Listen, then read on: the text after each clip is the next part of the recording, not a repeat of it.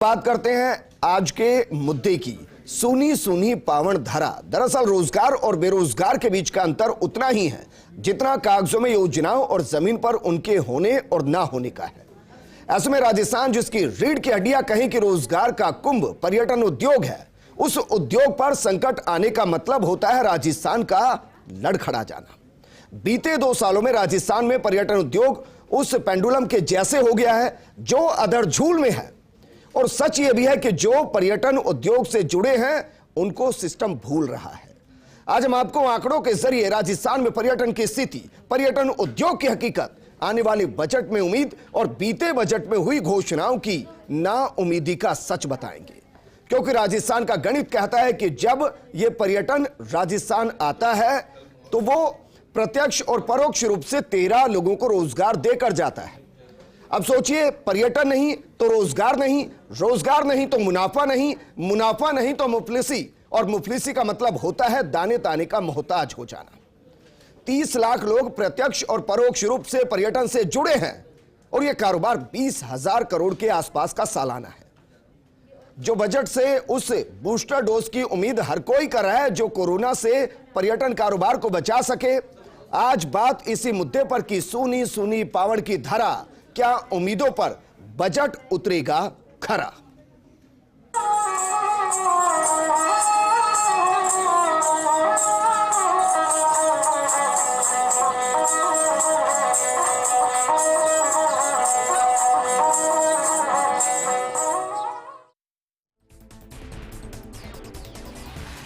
सवाल बहुत से हैं, मसलन पर्यटन को कैसे बचाया जाए। जो राजस्थान पर्यटन के क्षेत्र में सिरमौर है उसको वैसे फिर से कैसे सिरमौर बनाया जाए। केंद्र के बजट से, प्रदेश के बजट से कैसे बूस्टर डोज दिलाई जाए। इन्हीं सवालों का जवाब देने के लिए बेहद खास पैनल हमारे साथ मौजूद हैं। हमारे साथ मौजूद हैं आरटीडीसी के पूर्व chairman Rajiv Arora ji, tour and travel trade से जुड़े Sanjay Kaushik ji, international guide Mahesh Sharma ji, money exchange trader Arvind Malhotra ji, POW यानी कि पैलेस ऑन व्हील के पूर्व chairman general manager Pradeep Bohra ji, चरण मंदिर के महंत कपिल पारीक जी, जयपुर होटल एसोसिएशन के अध्यक्ष गजेंद्र लूनीवाल जी और हमारे सहयोगी वरिष्ठ संवाददाता निर्मल तिवारी जी। इनसे बातचीत करें, लेकिन उससे पहले आपको कुछ आंकड़े दिखाते हैं ताकि आपको समझ में आए कि आज पर्यटन उद्योग को संभालना कितना जरूरी हो चला है।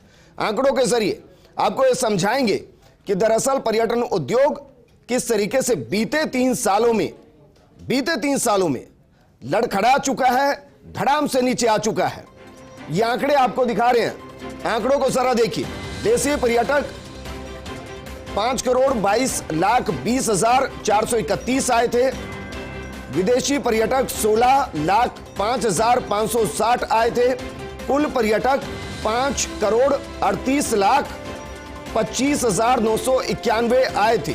जबकि अगर बात 2020 की जाए तो 2020 में देशी पर्यटक आए थे 1,51,17,239। विदेशी पर्यटक आए थे 4,46,457।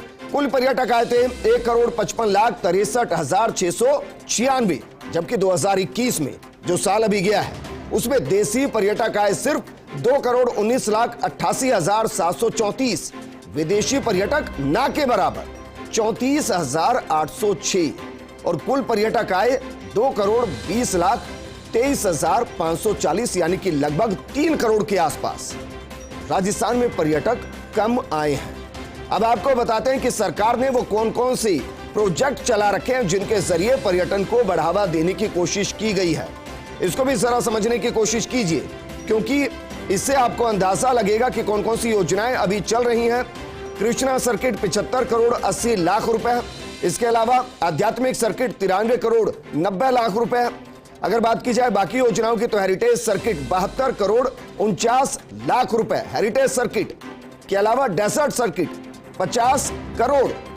वहीं अगर अन्य योजनाओं की बात करें तो प्रसाद योजना 40 करोड़ 44 लाख रुपए की है।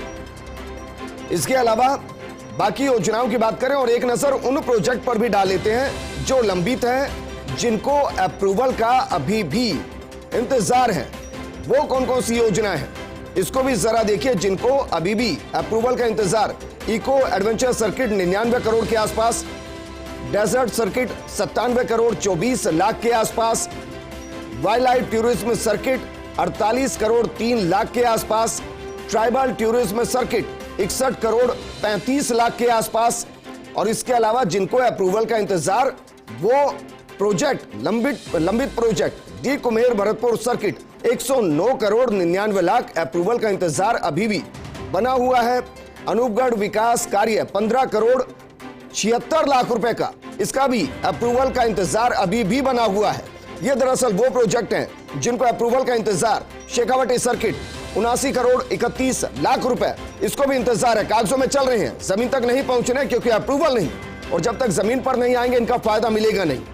इसके अलावा कोटा केशवराय मंदिर बूंदी 14 करोड़ 37 लाख रुपए। यह दरअसल तस्वीर है पर्यटन उद्योग की पूरी।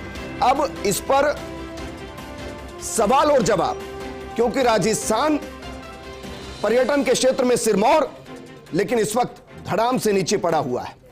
शुरुआत करते हैं राजीव अरोड़ा जी आपके साथ। इस बजट में पर्यटन उद्योग को बूस्टर डोज की जरूरत, अगर इस बार बूस्टर डोज नहीं मिली तो राजस्थान का पर्यटन उद्योग कहीं ऐसा ना हो कि कोमा में चला जाए अनिश्चित काल के लिए। आपको क्या लगता है किस तरीके की बूस्टर डोज मिलनी चाहिए?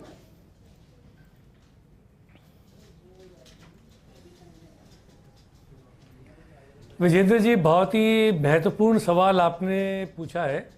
कि वास्तव में पर्यटन उद्योग आईसीयू के अंदर पड़ा हुआ है जी, और ऐसी परिस्थितियों के अंदर बड़ी उम्मीद है पर्यटन उद्योग से जुड़े हुए सभी लोगों की कि केंद्र सरकार का बजट अभी आने वाला है, उसके बाद राज्य सरकार का भी बजट आएगा।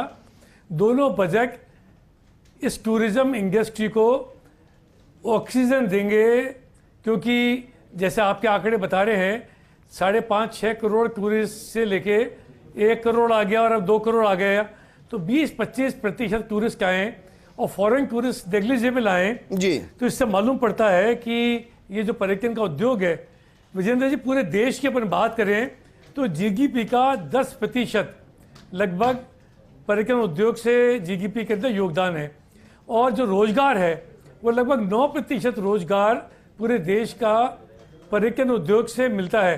ये इसमें वास्तविकता है। और पिछले 2 साल में लगभग 90,000 करोड़ रुपया प्रति वर्ष का नुकसान हुआ है पर्यटन उद्योग को, और लगभग 5 लाख से ज़्यादा नौकरियां या 5 लाख से ज़्यादा रोजगार चले गए हैं ये कोरोना की वजह से जी। और ये उद्योग वापस थोड़ा सा जीवित होना शुरू हुआ था पिछली गर्मियों के बाद में, लेकिन जब से ओमिक्रॉन आया है और तेज़ी से फैल रहा है, वापस हमारा पर्यटन उद्योग बिल्कुल धरातल के ऊपर आ गया है जी। अब आवश्यकता क्या है? बड़ी आश्चर्य की बात है कि पिछली बार जब केंद्र सरकार का बजट आया तो 2,450 करोड़ रुपए का उससे पहले साल के बजट में 19% की कटौती करके लगभग 2,000 करोड़ का बजट कर दिया गया जी। जबकि सबको उम्मीद थी कि ऐसे समय में जब एमएसएमई हॉस्पिटैलिटी इंडस्ट्री सरकार से सहयोग मांग रही है तो बजट बढ़ना चाहिए था। ठीक है सर, एक एक करके बाकी मेहमानों को ले लूं। आपको उम्मीद इस बार यह है कि वो पुराना तो जो कटौती है वो तो वापस आए, बल्कि उसमें उतना ही एड ऑन करके भी दे दिया जाए, ये तो उम्मीद कर सकते हैं इस बार के बजट में? राजीव अरोड़ा जी, उसका एजेक्ट बनना चाहिए। जी हाँ जी, ठीक है सर, वापस मैं आपके पास आऊंगा, क्योंकि पर्यटन के लिए 2 शब्द बेहद महत्वपूर्ण है, एक टूर और दूसरा ट्रैवल। ना तो टूर हो रहा है और ट्रैवल तो बिना टूर के होगा कैसे, और दोनों डिपेंड करते हैं पर्यटन के ऊपर, पर्यटक के ऊपर। संजय कौशिक जी, जब गाड़ियों के पहिए ही नहीं चलेंगे तो फिर विकास का पहिया भी नहीं चलता है, और पेट तक भोजन तो पहुंचता ही नहीं है। इस बजट में ऐसे क्या किया जाए कि जिससे लड़खड़ाते पर्यटन उद्योग को एक बार फिर से पटरी पर लाया जा सके? देखिए विजेंद्र जी, जैसा कि आपने कहा कि पर्यटन बिल्कुल आईसीयू में है, मैं भी वही मानता हूं, लेकिन स्पेशली 2 साल के कोरोना काल झेलने के बाद पर्यटन आईसीयू में भी कोई बहुत सीवियर स्टेज है उस पर चला गया है। और मुझे लगता है कि इस वक्त सबसे बड़ी इंपॉर्टेंस जो है केंद्र सरकार राज्य सरकार दोनों से गुजारिश है कि एक नया कैंपेन चलाया जाए जिससे कि सुरक्षित भारत या सुरक्षित राजस्थान, एक ऐसा कैंपेन जिस पर जबरदस्त प्रमोशन किया जाए, देश और दुनिया में बताया जाए कि हमारे यहाँ पे इतने लोगों को वैक्सीन लग चुकी है, हमारे यहाँ इतनी सुविधाएं हैं। और उसके बाद जो दूसरी चीज़ें हैं, बाकी इंफ्रास्ट्रक्चर है, फिर टैक्सेस है, क्योंकि हमारे सबसे बड़ी इंपॉर्टेंट जो चीज़ वो ये आज के ज़माने में कि आपका जो यात्री आ रहे हैं, चाहे वो देशी हो चाहे विदेशी हो, सबसे बड़ा इंपॉर्टेंट जो है आज की तारीख में देखा जाए तो देशी पावड़ों का है। देशी पावड़ों के साथ पहले राजस्थान के कंपटीशन बहुत कम स्टेट से था आज की तारीख में, लेकिन मध्य प्रदेश है, तमिलनाडु है, केरला है, कर्नाटका है, अलग अलग स्टेट से बहुत भयंकर कंपटीशन है। तो विद इन भारत आने वाला एक साल मुझे नहीं लगता कि विदेशी पर्यटकों का होगा। तो देशी पावड़ों को रुझाने के लिए हमको एक अच्छी तरह के कैंपेन चलाना पड़ेगा। राजस्थान एक सुरक्षित राज्य है, अगर उस पर हम फोकस कर पाएंगे तो मुझे लगता है कि आने वाले 2-4-5 महीने में जब वापस पर्यटन पटरी पर आएगा, सबसे बड़ी इंपॉर्टेंस मेरे को लगता है कि हमको सुरक्षित राजस्थान और सुरक्षित भारत का एक कैंपेन चलाना जरूरी है। लेकिन सर अब ये इस पर मैं सवाल इसलिए कर रहा हूं क्योंकि 16 लाख के आसपास 2 साल पहले विदेशी पर्यटक राजस्थान की जमीन पर आते थे, आज वो सिर्फ 38,000 के आसपास आ रहे हैं। आप ये कह रहे हैं कि बहुत ज्यादा फर्क नहीं पड़ता कि विदेशी आ रहा है या नहीं आ रहा है। आप ये कह रहे हैं कि जो देसी आ रहा है उसकी तादाद को बढ़ाया जाए तो उसका जो नुकसान हो रहा है उसकी भरपाई की जा सकती है। क्योंकि आने वाले 6 महीने में मुझे नहीं लगता कि विदेशी पर्यटकों का बहुत ज्यादा आगमन होने वाला है। तो इस वक्त तो हमारी जो इंपॉर्टेंस है कि जो राजस्थान की इकोनॉमी है, राजस्थान का एम्प्लॉयमेंट सर्किट जो है, उनको अगर रोक के रखना है, उनको बचा के रखना है, राजस्थान की अर्थव्यवस्था को संभालना है, तो मुझे लगता है कि सबसे बड़ी इंपॉर्टेंस है कि हम देशी पावड़ों पर ध्यान दें और साथ ही साथ अंतरराष्ट्रीय मार्केट में जब हम करने बात चलेंगे तो उसके बाद दूसरे सेशन में करेंगे। ठीक है प्रदीप बोहरा जी, पैलेस ऑन व्हील जब वो देश के अंदर भ्रमण करती है, उस सर्किट को पूरा करती है तो विदेशों तक उसका डंका बजता है सर, और विदेशी सबसे ज्यादा इस्तेमाल करते हैं। अब विदेशी तो ना के बराबर आ रहे हैं और अफसोस ये है कि वो पहिए जिनको पैलेस ऑन व्हील कहते हैं वो चल नहीं पा रहे हैं, वो जंग खा रहे हैं। तो आपको भी लगता है कि एक बड़े पैकेज की जरूरत है इस ट्रेन को वापस पटरी पर लाने के लिए, और उसमें कुछ रियायत ऐसी हो कि जो देसी पर्यटक है वो भी इसको वहन कर पाए? देखिए, पैलेस ऑन व्हील्स का जो बिजनेस है सारा फॉरेन टूरिस्ट पे डिपेंड है। 90% तो फॉरेनर्स थे और 10% एनआरआईज होते थे, जो क्योंकि इंटरनेशनल फ्लाइट्स बंद हो गई है बिकॉज ऑफ द कोविड, तो सारा इंटरनेशनल जो टूरिस्ट है वो सारा बंद हो गया है। Now we have to think for the domestic tourist. उसके लिए उनकी पॉकेट को जो अलाउ करता है फेयर, वो हमको पैकेज में रखना चाहिए जो डोमेस्टिक टूरिस्ट को पॉकेट को अलाउ करता है।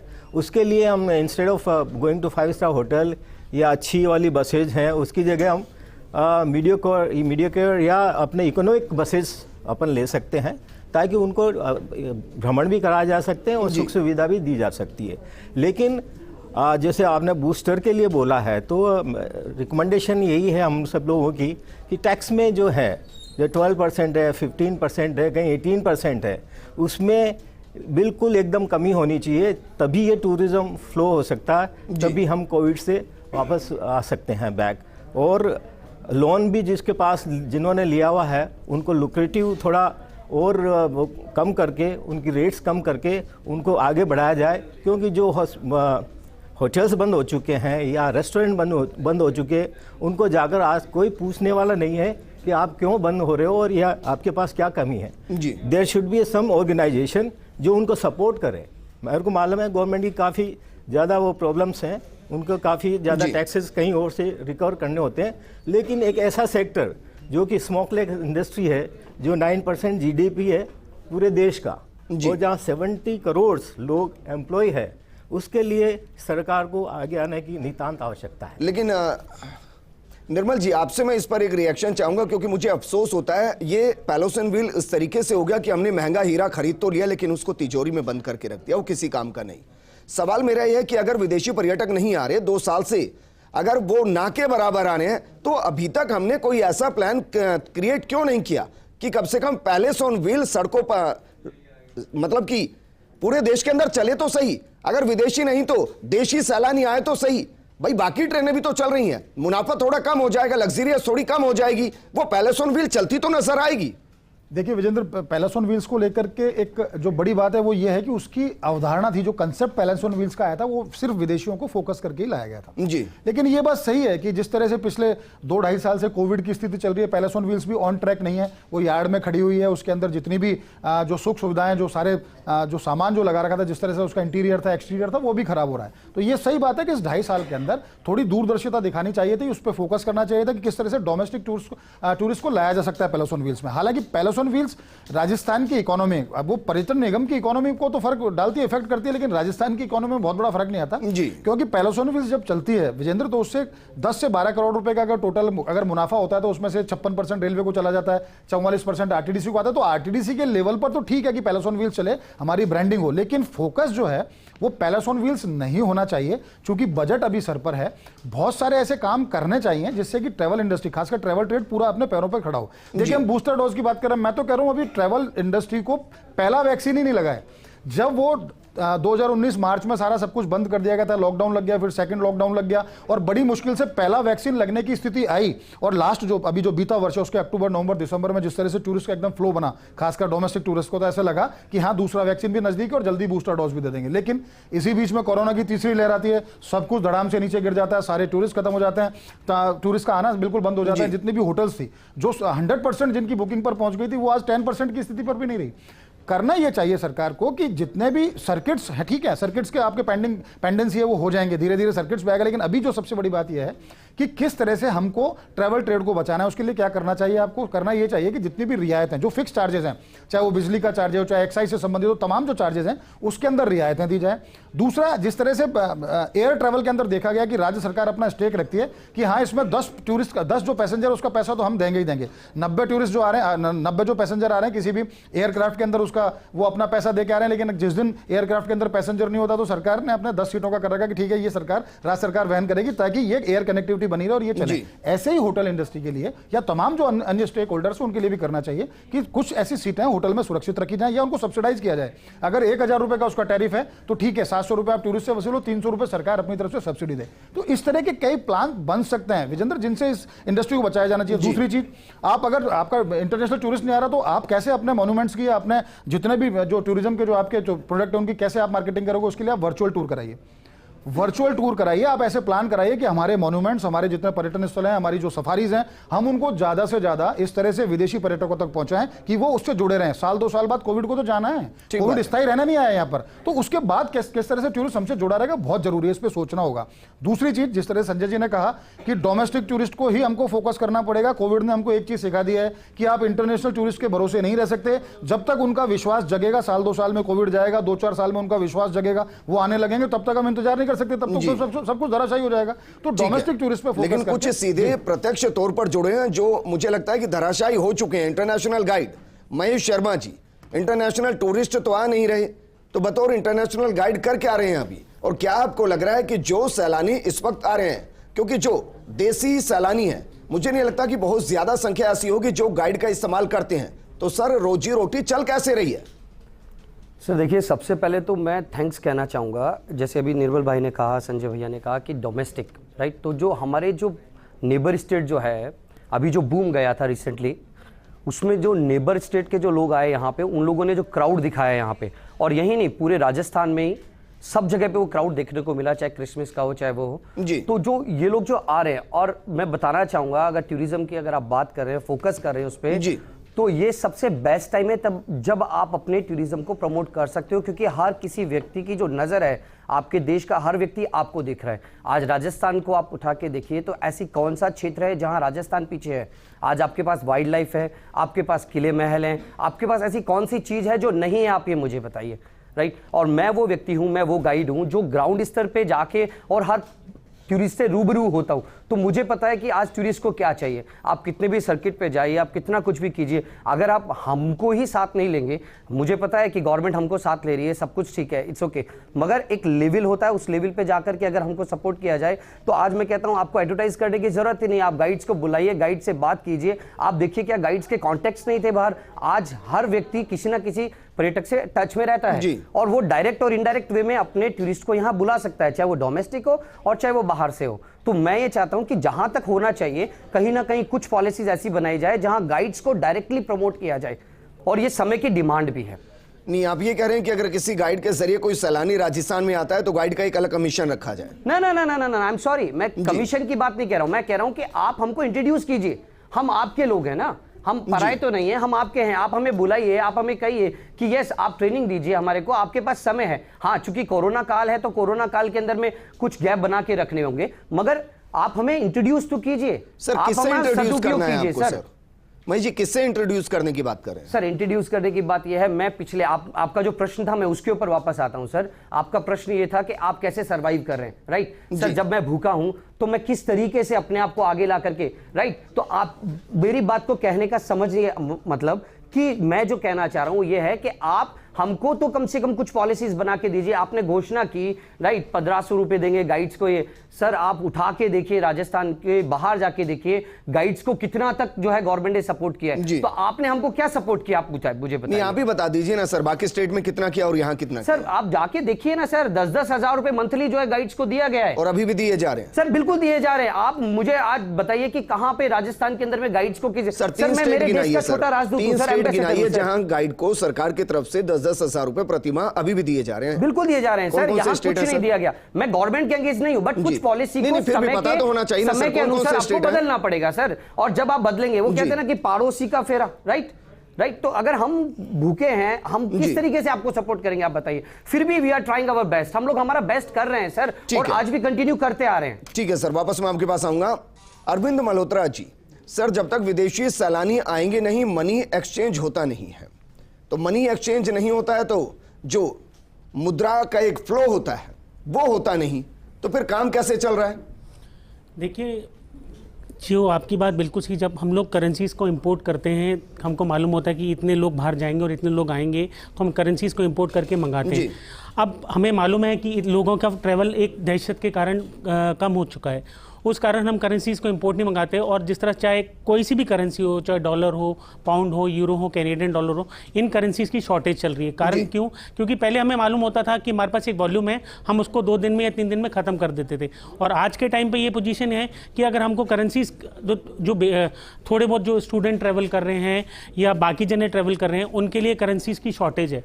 और वही अगर हम नेट पे रेट देखते हैं तो कस्टमर को हमको ह्यूज डिफरेंस का वेरिएशन आता है। तो उसको ये हमको बताना पड़ता है, क्योंकि सब्जेक्ट टू अवेलेबिलिटी शॉर्ट है, इस चक्कर में हम उनको उन करेंसीज को रेट नहीं दे पा रहे हैं। और ये बेसिकली यहाँ पे नहीं, पूरे ऑल ओवर इंडिया में है। क्योंकि जब आप करेंसीज को बेचते हैं और लेते हैं, देते हैं, तो अब हमारे पास पहले जब फॉरेनर्स क्लाइंट आते थे या टूरिस्ट आते थे तो हमारे पास फ्लो इनवर्ड भी था और आउटवर्ड भी था। अब खाली हमारे लिए आउटवर्ड है, क्योंकि लोग बाहर ट्रेवल कर रहे हैं, सपोजिंग चाहे बिजनेस पर्पज से जा रहे हो, चाहे स्टूडेंट जो बच्चे हैं अपने पढ़ने के पर्पज से जा रहे हो, तो हमारे पास करेंसी की शॉर्टेज है। तो इसका इफेक्ट ये है कि आज हम एक छोटी सी करेंसी, जिस तरह ऑस्ट्रेलिया ने अपने बॉर्डर्स खोले हैं, तो ऑस्ट्रेलियन डॉलर शॉर्ट है, कैनेडियन डॉलर शॉर्ट है। तो छोटी छोटी करेंसीज की शॉर्टेज हो रही है और जो महंगे रेट में मिल रही है। तो इससे जो कस्टमर का एक ट्रस्ट होता है, जिस तरह आज मेरा संजय जी पे ट्रस्ट है, निर्मल जी, कि भाई अगर करेंसी लेनी है तो आपसे ले रहे हैं, तो वेरिएशन ऑफ जो रेट आ जाता है उससे काफ़ी बड़ा फर्क पड़ता है। जी। और कितने लोगों का रोजगार इससे जुड़ा है? सर मोस्टली अगर आप जयपुर में देखें तो जयपुर में इस समय टोटल 37 मनी चेंजर्स हैं, और लास्ट 2 साल के अंदर क्या कहते हैं, जितना सेटबैक मनी एक्सचेंज के अंदर हुआ है, मैं शायद ही करता हूँ तो सभी इंडस्ट्री पे हुआ है, पर फॉरेन एक्सचेंज में तो सबसे ज़्यादा सेटबैक हुआ है। क्योंकि जो मेन पॉइंट यहाँ पे इस समय था कि क्या कहते हैं, कई लोगों का रोजगार गया, प्लस जो क्या कहते हैं, जब आपके पास आवक ही नहीं होगी तो जावक क्या करेंगी, और करेंसी इसको महंगा मिलना एक बहुत बड़ा। सर वापस मैं आपके पास आऊंगा। चरण मंदिर के महंत कपिल पारिक जी हमारे साथ है। कपिल पारिक जी, बजट आ रहा है, लगभग 10-12 दिन बचे हैं, बजट आएगा। किस तरीके की उम्मीदें आपको हैं और क्या चाहते हैं कि इस बजट में ऐसा आए कि थोड़ी सी राहत उस दर्द से मिले जो कोरोना ने दिया है? जी आप बिल्कुल ठीक कह रहे हैं। जो पिछले 2 साल रहे हैं, वो पूरे जो मंदिर वगैरह रहे हैं, उनमें किसी भी तरीके के दर्शनार्थी या पर्यटकों का किसी भी प्रकार का आगमन जो रहा वो नगण्य सा ही रहा। बहुत समय तक मंदिर बंद भी रहे हैं। मैं चाहूँगा कि मंदिरों के बहुत सारे एक्सपेंसेस ऐसे होते हैं जो डेली टू डेली होते हैं। जैसे एक मैं एग्जांपल दूं, लाइट का बिल ही होता है जी। तो बहुत छोटे छोटे मंदिर ऐसे हैं जिनसे भी कमर्शियल रेट्स वगैरह चार्ज की जाती है गवर्नमेंट के द्वारा। तो एक स्लॉट गवर्नमेंट को ऐसा करना चाहिए कि 5 किलोवाट या 10 किलोवाट जो उनका कैपेसिटी लोड है, मैं एक उदाहरण दे रहा हूँ आपको, जो उनका कैपेसिटी लोड है उनको एक विशेष अनुदान मिलना चाहिए जी। मंदिरों में प्रसाद सेवा जो नहीं आते हैं, दर्शनार्थी आते हैं, उनकी वजह से कुछ मंदिर ऐसे हैं जिनके अंदर प्रसाद सेवा या मंदिर के सेवागिरों की तनख्वाह वगैरह जो भी है वो उन्हीं की वजह से चलती है, लेकिन पिछले बहुत लंबे समय से वो नहीं हुई है और बहुत सारे लोगों को पलायन करना पड़ा है। बहुत सारे लोगों, जहाँ पे 5-5 पुजारी सेवा पूजा कर रहे थे, वहाँ पर कहाँ आज एक ही पुजारी सेवा पूजा कर रहा है। बहुत सारी चीज़ें ऐसी है कि रोजी रोटी का संकट, जो एक आम पुजारी है जो मंदिर में सेवागिर होते हैं, उनके रोजी रोटी का संकट उत्पन्न हो गया है। तो पहले के मंदिर व्यवस्था से जुड़े राजस्थान का जिक्र किया जाए तो कितने लोगों का रोजगार सीधे तौर पर जुड़ा हुआ है? आज आप देख लिए मंदिर के अंदर एंटर से लेकर अगर कोई आदमी रेलवे स्टेशन पे उतरता है तो वो कोई ऑटो या कैब करता है, उस ऑटो कैब से वो पहले होटल में जाता है, होटल से फिर थोड़ा सा रेस्ट करता है, फिर वो कोई मंदिर या कोई पर्यटक स्थल पे पहुंचता है। तो इसके बीच के अंदर बहुत सारे लोग होते हैं, माला प्रसाद भी लेता है। माला प्रसाद का भी जो कोरोना की जो गाइडलाइंस है उसमें खैर बंद है, लेकिन जब हमारे सम्मानित मंच पे जो उपस्थित लोग हैं उन्होंने एक बहुत अच्छी बात की, जब तक आदमी अपने आप को सुरक्षित महसूस नहीं करेगा राजस्थान में आने के लिए, जब तक हम किसी भी प्रकार से लोगों की संख्या में इजाफा नहीं कर सकते हैं, न किसी भी तरीके से हमारे टूरिस्टों को या हमारे जो भी दर्शनार्थी है उनकी संख्या में बढ़ोतरी हो सकती है। ठीक है, गजेंद्र लूणीवाल जी, सर होटल एसोसिएशन या होटल इंडस्ट्री कुछ ऐसी है कि जैसे सफेद हाथी, अगर सब कुछ सही मिलता रहा तो सही तरीके से चलती रहेंगी, वरना जाले लगने में वक्त नहीं लगता है। और यहाँ तो 2 साल से ज्यादा हो गए हैं, रुक रुक कर कुछ स्थिति ऐसी हो गई कि होटल के कईयों के तो गेट बंद हो गए हैं और कई इंतजार में ही बैठे रहते हैं। तो इस बार का जो बजट आ रहा है, होटल एसोसिएशन के अध्यक्ष के तौर पर आपको उम्मीदें क्या है? हमें उम्मीद ये है कि जो भी लोन चल रहा है होटलों पे, उस पे इंटरेस्ट कम करा जाए और नया लोन दिया जाए रेट ऑफ विदाउट इंटरेस्ट। पहला तो ये। दूसरा ये आज स्थिति है कि हम जैसे ही कोरोना का नेट पे या प्रिंट मीडिया पे कहाँ भी खबर आती है तो उसका इतना गलत संदेश जाता है। अभी जो प्रेजेंट टाइम की बात है, जो 28-29 तारीख को इन्होंने जो बोला, उससे जो आसपास के स्टेट से जो आ रहे थे टूरिस्ट, वो सारे के सारे रुक गए और 80-90% बुकिंगें कैंसिल हो गई। जबकि नाइट में जो 11 बजे से सुबह 5 बजे तक जो कर्फ्यू लगाते हैं उसका कोई उच्च नहीं है, कोई कायदे से सही नहीं है।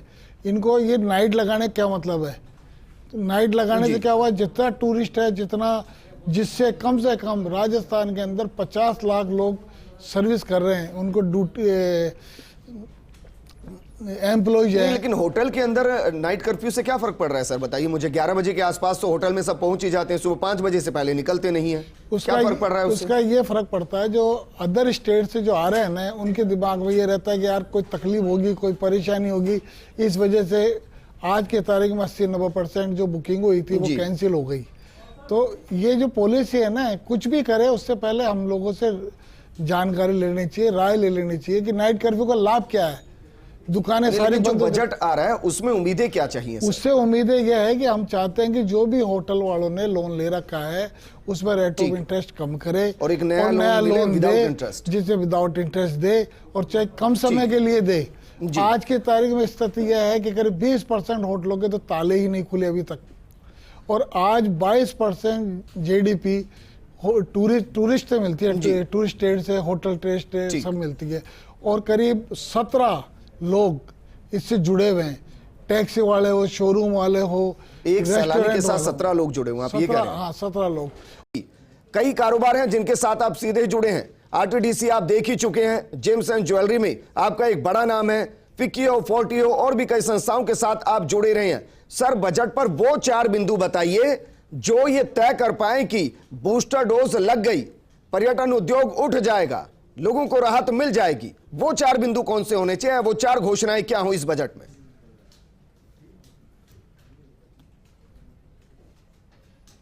मैं आपको शॉर्ट में 5 बातें बताता हूं। जी सर। आप पूरी बात मेरी सुनना और जल्दी खत्म करूंगा मैं। ठीक है। पहली चीज तो टूरिज्म को केंद्र सरकार को इंफ्रास्ट्रक्चर का दर्जा देना चाहिए। जो इंफ्रास्ट्रक्चर की पाइपलाइन बनाई है NIP, उसके अंदर उसको शामिल करना चाहिए, उससे बहुत बेनिफिट मिलेंगे। दूसरी बात यह है कि जो GST है वो होटल किसी भी कैटेगरी का हो और चाहे आप खाना उसमें उपलब्ध कराते हो, सब पे अलग अलग आज की तारीख में GST है। उसको अक्रॉस द बोर्ड एक GST 12% की GST की रेट पे लेके आना चाहिए, 18% GST खत्म कर देनी चाहिए। ठीक है सर। तीसरी महत्वपूर्ण चीज ये है कि बैंक का जो लोन है वो सॉफ्ट पैडलिंग उसकी होनी चाहिए, लोगों को आसानी से लोन मिले, उसको रीपे वो धीरे धीरे कर सकें। तीसरी चीज महत्वपूर्ण ये है कि जो कैरी फॉरवर्ड लॉस थे वो पहले 8 साल तक आपके जो लॉसेस हैं उनको आप कैरी फॉरवर्ड कर सकते हो, उसको बढ़ा के 12 साल करना चाहिए।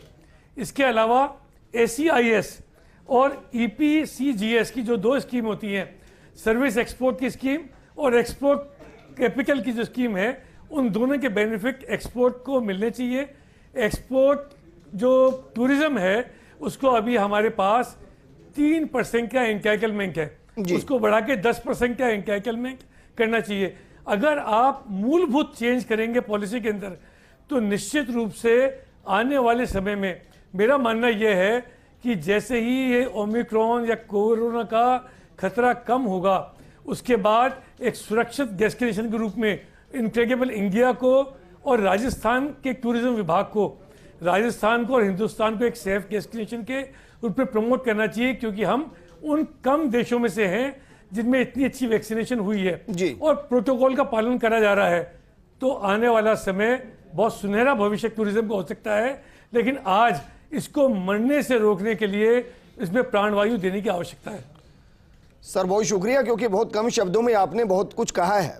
वापस मैं आपके पास आऊंगा, लेकिन संजय कौशिक जी, सर कम शब्दों में ही आप बताइए वो 3 या 4 मांगे जो इस बजट में पूरी होनी चाहिए जिससे टूर एंड ट्रैवल ट्रेड को बचाया जा सके। मैं बिल्कुल राजीव जी की बात को सेकंड करता हूं कि एक तो इंफ्रास्ट्रक्चरल होना चाहिए। इंफ्रास्ट्रक्चर जो भी राजस्थान में पर्यटन से रिलेटेड है उसका रिवाइवल हो, जहां पर पहुंच सकते हैं वो होना चाहिए। दूसरा, अच्छे जो सर्किट्स है जिनका प्रमोशन ढंग से नहीं है उनको वो होना चाहिए। तीसरा, जितने भी विदेश में जो फॉरेन में जो ट्रेड मार्ट्स होते हैं वहां जाके इसका प्रमोशन होना चाहिए। चौथा, 2 साल के लिए कम से कम पर्यटन को टैक्स फ्री जोन कर देना चाहिए।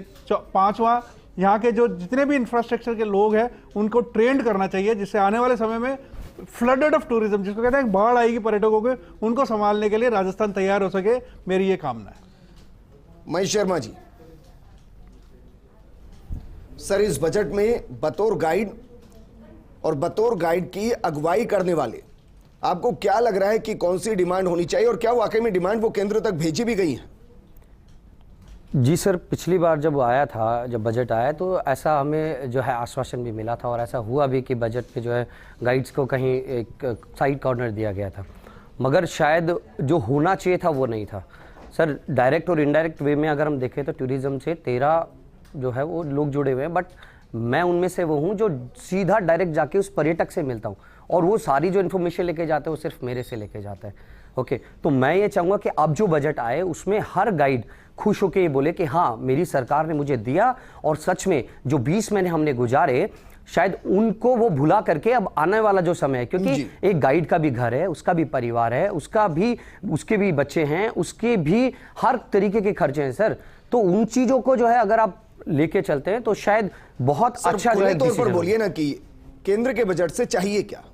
सर केंद्र प्रोत्साहन चाहिए। सर देखिए, लॉन मेरा भी है, राइट, तो हमको कहीं ना कहीं कुछ ना कुछ तो देना ही पड़ेगा ना सरकार को। सर आप खुद जानते हैं कि 20 महीने से आपने मुझसे भी पहले एक क्वेश्चन किया था कि आप कैसे, सर मेरे पर्सनल गेस्ट हैं जो पूरी इंडिया में रहते हैं, वो डोमेस्टिक है, मैंने उनको बुलाया है और पिछले महीने में मेरे पर्सनल गेस्ट यहाँ 6 आकर के गए हैं। 3 दिन उन्होंने जयपुर में 3-3 दिन का टूर किया। मेरे जो लास्ट गेस्ट थे मैं आपको बताना चाहूंगा, आई वॉज वेरी, क्योंकि सडनली लॉकडाउन लग गया तो उनका 1 दिन वेस्ट हो गया, राइट, क्योंकि वो ऑलरेडी प्लान था, राइट, बट क्योंकि मेरा पर्सनल उनसे कांटेक्ट था, उन्होंने मुझ पे ट्रस्ट किया और वो लोग आए, तो मुझे वो क्रेडिट जाता है ना सर कि मैंने मेरे गेस्टों को यहां बुलाया। तो मैं ऐसा कहना चाहता हूं कि सभी लोग ऐसा कर सकते हैं, सब कैपेबल है करने में। सर रोक कौन रहा है? मैं समझ नहीं पा रहा हूं, शुरू से अभी तक नहीं समझ पा रहा हूं। सर रोक कोई नहीं रहा है सर, कहीं ना कहीं आपको गाइड को कुछ ना कुछ तो देना पड़ेगा ना सर। परेशान हो रहा है सर हर व्यक्ति, सर हर व्यक्ति परेशान हो रहा है। चाहिए क्या स्टेट सर से कुछ पैकेज के अंदर में इस तरीके से वो जो अदर स्टेट दे रहे गाइड को, वो आपको जो है पे करना पड़ेगा, कहीं ना कहीं आपको गाइड को जो है अपने बजट में स्थान देना पड़ेगा सर। Ji please. ठीक है प्रदीप बोहरा जी, सर पैलेस ऑन व्हील के पहिए जंग खा जाएंगे सर, केंद्र क्या करेगा मैं नहीं जानता, लेकिन इसको कम से कम पटरी पर लाना तो शुरू करना चाहिए। जी हाँ, उसके लिए मैंने पहले ही आपको बताया कि डोमेस्टिक टूरिस्ट के लिए हमें इसको पैलेस ऑन व्हील इसको ओपन करना चाहिए। जैसे अभी वेस्टाडोम ट्रेन एक चलाई है उन्होंने अहमदाबाद से, जहाँ वो स्टेच्यू ऑफ लिबर्टी है वहाँ तक के लिए, and they are charging 900 rupees per person. जी, तो उसमें इतनी भीड़ आ रही है कि अब रेलवे सोच रहा है कि ऐसी हम 2-3 ट्रेन बीच में चलाएं। ठीक है। तो ऐसे कोई प्रोजेक्ट होने चाहिए ताकि हम दिल्ली से लोगों को जयपुर ला सके पैलेस ऑन व्हील्स में। जी। किराया एकदम उसका 10% या 15% कर सके जो अफोर्डेबल हो, जी। जो डोमेस्टिक टूरिस्ट को अपन बढ़ावा दे सकते हैं। तो सर ऐसे प्रोजेक्ट बनाकर केंद्र को दिए गए हैं ताकि इस बजट में उम्मीद कर सकें? ये प्रपोजल्स हैं जी, ताकि आगे जाएंगे। और जो बूस्टर डोज की मैं फिर बताना चाहूँगा, जो हमारी वो अपनी जीएसटी है 12% या 18%, उसको एकदम रिड्यूस करना चाहिए फॉर ए ईयर। मैं नहीं कहता पूरा बंद कर दिया जाए, खत्म कर दिया जाए, for a year, so the people जो एंटरप्रेन्योर हैं वो आगे आके अपना काम, अपना बिजनेस चला सके। ठीक है राजीव जी, एक बार मैं वापस आपके पास आना चाहूंगा क्योंकि महेश शर्मा जो कह रहे हैं उसका समाधान क्या मुमकिन है कि आपके जरिए कुछ किया जा सके। वो कह रहे हैं कि कई स्टेट ऐसे हैं जहां 10-10 हजार रुपए गाइड को कोरोना काल के बीच में दिए जा रहे हैं, राजस्थान में ऐसा नहीं है सर।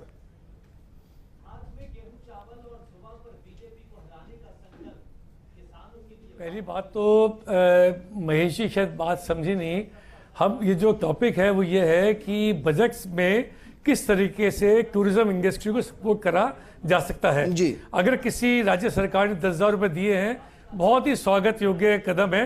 मुझे विश्वास नहीं है कि किसी भी राज्य सरकार ने 10,000 रुपये किसी टूरिस्ट गाइड को दिए होंगे, क्योंकि बहुत अक्रॉस द बोर्ड बहुत सारे बिजनेस बंद हुए हैं। सभी लोग केंद्र सरकार से, राज्य सरकार से सहायता चाहते थे जी। इतनी बड़ी सहायता कोई भी राज्य दे नहीं सकता।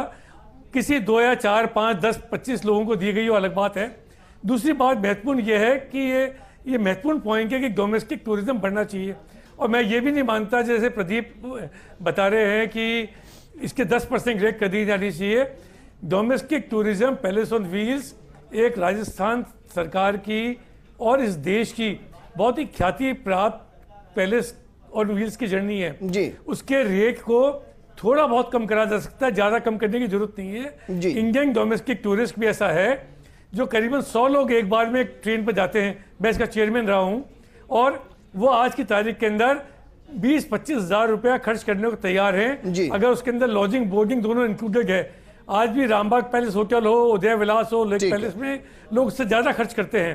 तो इसलिए निश्चित रूप से इसका प्रचार प्रसार डोमेस्टिक टूरिस्ट में करा जाना चाहिए। और एक बात और महत्वपूर्ण है विजेंद्र जी कि इस देश के अंदर टूरिज्म को बढ़ाने के लिए कॉरपोरेट जो है वो अपनी कॉन्फ्रेंसेस, सेमिनार हिंदुस्तान में करे। उसमें कॉर्पोरेट टैक्स के अंदर उनको रिलीफ मिलना चाहिए जिससे वो टूरिस्ट बाहर जाने की जरूरत ना पड़े, अपने दलों को बाहर लेके नहीं जाए और हिंदुस्तान में जो फैसिलिटी है उसका उपयोग ज्यादा से ज्यादा करा जा सके। ठीक है सर, वापस आपके पास आऊंगा, लेकिन अरविंद मल्होत्रा जी, सर आपकी समस्या का मैं क्या समाधान बजट में समझूं, क्योंकि जब तक बाहर से सैलानी आएंगे नहीं तब तक मनी एक्सचेंज बढ़ेगा नहीं, तो इसका समाधान क्या और इस बजट में क्या उम्मीद करें? बिल्कुल राजीव जी, अरोड़ा जी की बात से बिल्कुल सहमत हूँ। इंफ्रास्ट्रक्चर को हमको एक स्वरूप ढंग से करना पड़ेगा। जितने भी एयरपोर्ट्स हैं उनको टेस्टिंग के माध्यम से हाई क्लास से बना पड़ेगा। जिस तरह अगर एक छोटा सा एग्जांपल दूंगा, राजीव जी भी बाहर घूमने जाते हैं दुबई के अंदर, तो दुबई के अंदर जो इंफ्रास्ट्रक्चर उन्होंने सेटअप करा है कोविड से रिलेटेड, उन्होंने एक पूरी टेक्नोलॉजी को डिफरेंट वे पे सेटअप कर रखा है जिससे कि किसी भी टूरिस्ट को कोई भी प्रॉब्लम ना हो। आज अगर हमारे यहाँ पे विदेश से अगर फॉरेन टूरिस्ट को एक पॉजिटिविटी, जो कि आजकल एक पॉजिटिव वर्ड एक बैड डिक्शनरी वर्ड में आ गया है, उनको एक दिखाया जाए तो ऑब्वियस है कि आने वाला समय में क्लाइंट्स आएंगे, फॉरेनर्स आएंगे और उससे फॉरेन एक्सचेंज को काफी हेल्प मिलेगी। इंफ्रास्ट्रक्चर का सबसे बड़ा पॉइंट है। 12 दिन के बाद जो बजट आ रहा है उससे क्या हेल्प चाहिए? उनसे एलबी चाहिए कि सर जो एयरपोर्ट्स पे भी अभी भी अगर आप कई न्यूज़ में चैनल्स में देखते होंगे, ये बोलते हैं कि यहाँ पे टेस्टिंग के अंदर प्रॉब्लम नहीं है। जो ये टेस्टिंग को अगर सही कर दें और इंफ्रास्ट्रक्चर अच्छे हाई क्लास वहाँ पे इंस्ट्रूमेंट्स मतलब मैं ये निकालूं इसका कि एयरलाइंस टेस्टिंग को बढ़ाए, जो वैक्यूम बीच का है उसको खत्म करे, जो लीकेज है उसको खत्म करे और इंटरनेशनल फ्लाइट्स को ओपन करे। और एक आप न्यूज़ चैनल्स के माध्यम से जितने भी हमारे जो लोकल व्यूअर्स हैं और जितने भी इंटरनेशनल चैनल्स हैं उसके माध्यम से एक पॉजिटिविटी लेके आए कि हाँ, India is also safe and they are following rules and restriction from the government. ठीक है सर, ठीक है। कपिल पारिक जी, मंदिरों को लेकर वैसे केंद्र की एक अलग तरीके की सोच भी है और वो सोच के हिसाब से काम भी करता है, लेकिन बजट के जरिए वो सोच आगे रिफ्लेक्ट हो और जो मंदिर से जुड़े हुए रोजगार हैं, सर मैं रोजगार ही कह रहा हूं, वो बचे। इसको लेकर क्या कुछ सुझाव आपके इस बजट के लिए? केंद्र और राज्य को अपने एक पॉलिसीज और प्रोग्राम ऐसे बनाना पड़ेगा कि जो भी दर्शनार्थी या टूरिस्ट आ रहा है, जो भी धार्मिक भावनाओं से जुड़ा हुआ है, वो अपने आप को सबसे पहले तो भयमुक्त महसूस करे। अगर कुछ अपरिहार्य कारणों के कारण कहीं पे वो अटक भी जाता है तो उसको ये उसके मन में ये किसी भी तरीके से कोई विडंबना नहीं होनी चाहिए कि वो अपने घर वापस पहुंच पाएगा नहीं पहुंच पाएगा।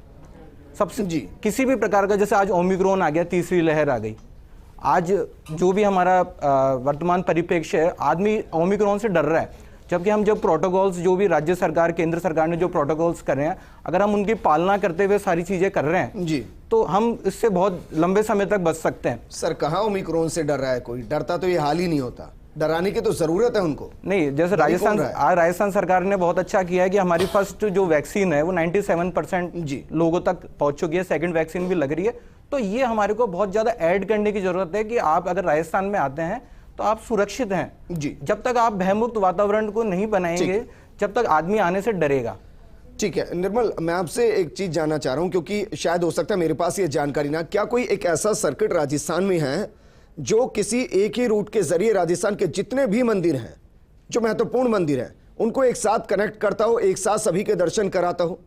बिल्कुल, ऐसे बहुत सारे सर्किट्स हैं। कृष्णा सर्किट जो सेंट्रल गवर्नमेंट की योजना है विजेंद्र, उसके अंदर तमाम जो बड़े मंदिर थे, कृष्णा सर्किट का मतलब यही था जो भगवान श्री कृष्ण के विभिन्न स्वरूपों से जुड़े हो, चाहे जयपुर का चरण मंदिर हो जिसके कपिल पारिक जिसको बिलोंग करते हैं, चाहे गोविंद देव जी का मंदिर हो, चाहे नाथद्वारा में श्री जी का मंदिर हो, चाहे खाटू श्याम जी का मंदिर हो, तमाम ऐसे मंदिर हैं जहां आप एक सर्टेन, आपने कहा कि श्री कृष्ण की भक्ति करते हैं तो श्री कृष्ण से संबंधित जितने भी मंदिर हैं वहां जा सकते हैं जी। देवस्थान विभाग ने एक अच्छी खासी योजना चला रखी थी जिसमें बुजुर्ग तीर्थयात्रियों को विभिन्न अलग अलग जो उनके धर्म से जुड़े हुए थे उनको अपने अपने बड़े ऐसी जगह पर ले जाते थे उनके तीर्थ स्थानों पर। तो ये तमाम योजना है। लेकिन बजट की बात करें विजेंद्र, मैं अपनी तरफ से बजट पर वापस आता हूँ।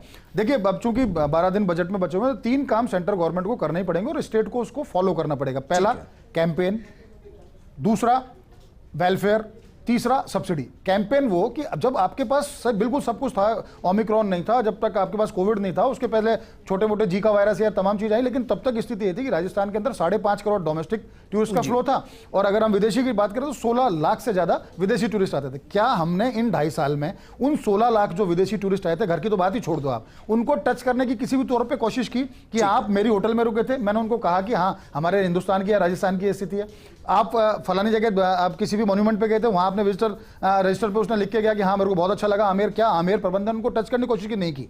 एक कैंपेन चलाना चाहिए, जिस तरह से संजय जी ने भी कहा, राजीव भाई साहब ने भी कहा कि हम सुरक्षित हैं, हमारे यहाँ बहुत अच्छा माहौल है, कोरोना के जो टीके हैं 2 डबल वैक्सीन ऑलमोस्ट लोगों को लग चुकी है, हम बूस्टर डोज की तैयारी कर रहे हैं और ऐसी कोई स्थिति नहीं कि यहाँ बहुत ज्यादा मौतें हो। पिछले 4-5 दिन से जब से कोरोना की 3rd वेव आई है, 3 से ज्यादा मौत मैंने देखा नहीं कि 3-4 से ज्यादा मौत हुई हो। तो ऐसी स्थिति नहीं है, सुरक्षित है। आपको कैंपेन के जरिए बताना पड़ेगा कि ये हमारे पास एक टूरिज्म के प्रोडक्ट हैं, इनको इस तरह से हमको सब लोगों को पास पहुंचाना पड़ेगा, चाहे विदेशी टूरिस्ट हो तो डोमेस्टिक। दूसरा, हमने सीधे बात करी वेलफेयर की, आपको वेलफेयर स्कीम सेंट्रल गवर्नमेंट को देनी पड़ेगी। स्टेट के पास इतने एसेट्स नहीं है, फाइनेंशियल एसेट्स की। स्टेट सबको, जैसा महेश कह रहा है कि हाँ 10,000 रुपए किसी राज्य में दिया, चलो दिए होंगे, कोई इशू नहीं है। राजस्थान सरकार ने भी यहाँ दिया, हाथी महावतों को उन्होंने आर्थिक इमदाद दी, लोक कलाकारों को आर्थिक इमदाद दी, लेकिन ये करना सेंटर को पड़ेगा क्योंकि फाइनेंशियल एसेट सेंटर स्टेट के पास पिछले 2-2.5 साल से नहीं है। तो वेलफेयर की स्कीम लानी होंगी। और तीसरा सब्सिडी, जिसमें वायबिलिटी गैप भी शामिल है। आप किसी होटल में टूरिस्ट रुक रहा है, किसी टैक्सी संचालक है, अगर उसके पास एक सर्टेन नंबर पे एक टूरिस्ट आता था तो उसको आप कहो ना कि 10 टूरिस्ट तू लेके जाता था महीने के अंदर, इस समय तेरे पास 6 आ रहे हैं, तो 4 का उसको वायबिलिटी गैप किसी ना किसी रूप में पहुंचाना पड़ेगा। और ये काम सिर्फ सेंट्रल गवर्नमेंट कर सकती है विजेंद्र, स्टेट नहीं कर सकता। सेंटर इसमें कम से कम 60-70% इसमें मदद करे, तब जाके 30% या 25% जो राज्य सरकार है वो अपना उसके अंदर मैचिंग ग्रांट मिला सकती है। ठीक है, गजेंद्र लुणीवाल जी, आपसे भी सर फाइनल कमेंट मैं चाहूंगा कि इस बजट में वो उम्मीदें जो बजट के बाद ना उम्मीद ना हो। सबसे पहले तो जो अब तक कह चुके, बहुत कुछ अच्छा बोल चुके, हम चाहते हैं कि सबसे पहले तो बैंक का जो कर्जा है होटल इंडस्ट्रीज पे, उसका रेट ऑफ इंटरेस्ट कम हो। दूसरा, नया लोन दिया जाए without interest. Number 3 hotel industries के लिए कि कुछ ऐसे पैकेज दें जिससे और आगे डेवलप हो और टूरिस्ट आए। जी ठीक है, राजीव अरोड़ा जी, सर फाइनल कमेंट मैं आपसे चाहूंगा सर 30 सेकंड में। और ये कमेंट ये कि जब राजस्थान की रीढ़ की हड्डी पर्यटन उद्योग है, तो क्या राजस्थान सरकार की तरफ से कुछ केंद्र को भेजा गया है कि कम से कम बजट में इन चीजों को ऐड कर लीजिए, राजस्थान आगे चलने लगेगा?